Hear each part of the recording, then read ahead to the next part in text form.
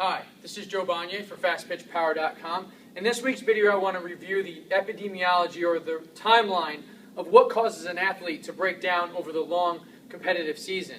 This video is really for athletes who are feeling burnt out after the season or have some injuries and don't really know what the most appropriate course of action is during the postseason. Okay, whether it's complete rest, or to see a physical therapist, or to move on into their fall season or fall sport. So on the left side of the board here, I have the time of the season, the beginning, middle, and end, and then the middle of the board, I have a brief description of what an athlete feels, what they have to endure at that point during the season. So logically, the beginning of a season, everything feels good. Okay, skill is up, fitness is up. A little bit into the season, still feeling good, fitness is still there. Okay, performance is actually elevated because I'm in a groove. I have a few games under my belt, a few weekend tournaments, feeling good.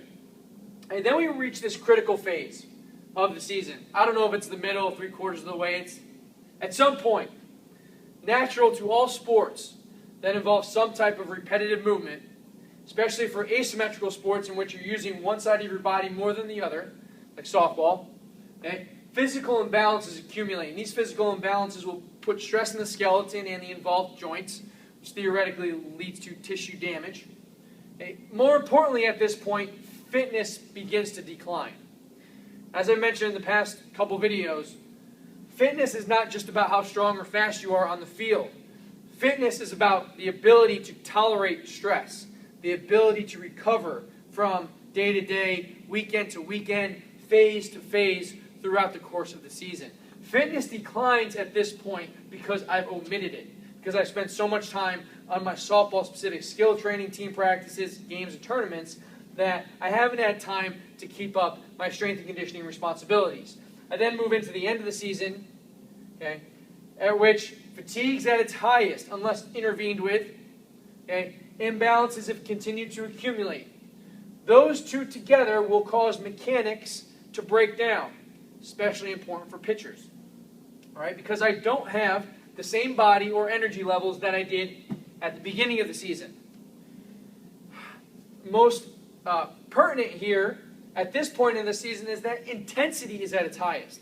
Athletes are under their most stress in their most competitive situations. What happens when you have a broken down body, you're tired, okay, mentally a little bit burnt out, okay, a little bit of anxiety, worrying about your sore elbow or sore shoulder, and you have to try as hard as possible because you're in your most competitive situation.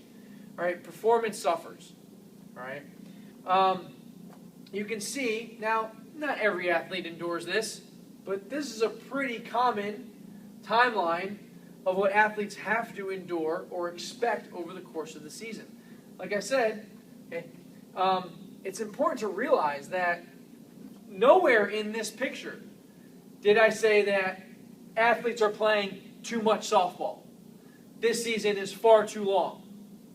They've played too many games. What I'm trying to make very clear is that there is no such thing as too much softball, but there is such thing as the inability to recover from softball.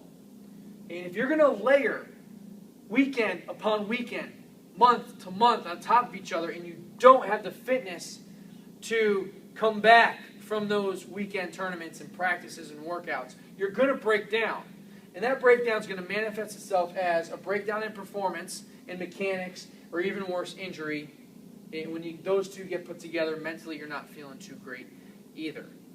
Okay, we have a couple courses of action that we can take.